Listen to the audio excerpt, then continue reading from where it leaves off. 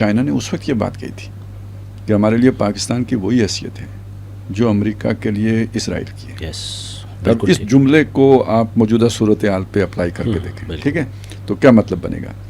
مطلب یہ بنا کہ جی جو ٹربلڈ ایریا ہے نا, یا دونوں جو امریکہ اور چائنا کا جو مقابلے کا علاقہ ہے, یہ مشرق وسطی ہے, وسائل کے اعتبار سے بھی دیکھیں اور روٹس کے اعتبار سے بھی دیکھیں, اس پر کنٹرول کا مسئلہ ہے. تو امریکہ نے جو اسرائیل کو بٹھایا ہوا تھا تو اسی کنٹرول کے لیے بٹھایا ہوا تھا, ٹھیک ہے, وہ اس کا مورچہ تھا. اور ادھر یہ ہے کہ یعنی اب وہ مورچہ ہمارا پاکستان ہوگا. جو رول امریکہ کے لیے مشرق وسطی میں ادا کرتا تھا اسرائیل, وہ رول ہمارے لیے مشرق وسطی میں پاکستان ادا کرے گا. ملٹری مائٹ کا ایک سیکنڈ سے, مطلب پہلی بات تو وہ اس علاقے میں انفلوئنس کا لفظ ہم استعمال کر رہے ہیں, ٹھیک ہے. اب وہ فرق آ گیا, وہ مائٹ استعمال کرتے ہیں, یہ جو ہے نا اس کے پیچھے وہ مورالٹی کو بھی لے کے آتے ہیں, اور وہ مطلب ساری وہ جو ایک اچھی مینجمنٹ ہوتی ہے یہ اس کو لے کے آتے ہیں. تو اسرائیل مس فٹ ملک تھا, مسلمانوں کا یہودیوں کے ساتھ جو بھی ایک ٹکراؤ ہے وہ بھی تھا, اور بہت ساری وہ بیت المقدس کا مسئلہ بھی تھا.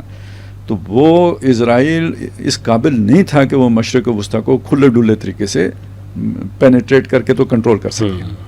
وہ ہمیشہ لڑائی کی حالت میں ہی رہا, تو وہ کوئی سکون کا ایریا یہ نہیں رہا, بدامنی کا شکار رہا امریکہ کے زیر انتظام.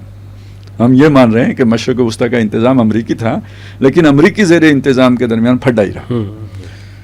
اب جب پاکستان وہ رول ادا کرے گا تو یہ بڑے بھائی کے طور پر ادا کرے گا. میں اب دیکھیں یہ لفظ یہ نہیں, میں بھائی نہیں کہہ رہا, بڑے بھائی کے رول کے طور پر ادا کرے گا. یہ اس کا قد بن گیا ہے. وہ پہلے وہ ہوتے تھے شیخ, ہم ہوتے تھے رفیق, ٹھیک ہے.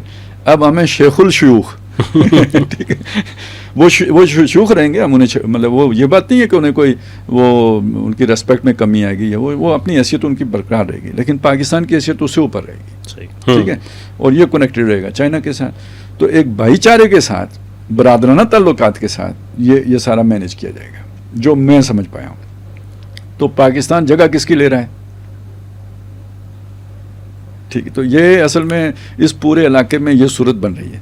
اب آ جائیں آپ بلاکوں کی طرف, جو نئے بن رہے ہیں نا, تو یہ دیکھا آپ نے سعودی عرب آ گیا, باقی بھی آنا چاہیں گے. اب یہ اصل میں مجھے یہ سارا ان کا یہ کوئی, ہمیں تو لگتا ہے ایکشن کا ری ایکشن, ان کا پورا مطلب پوری اسٹریٹجی کے ساتھ اور پلاننگ کے ساتھ ہے.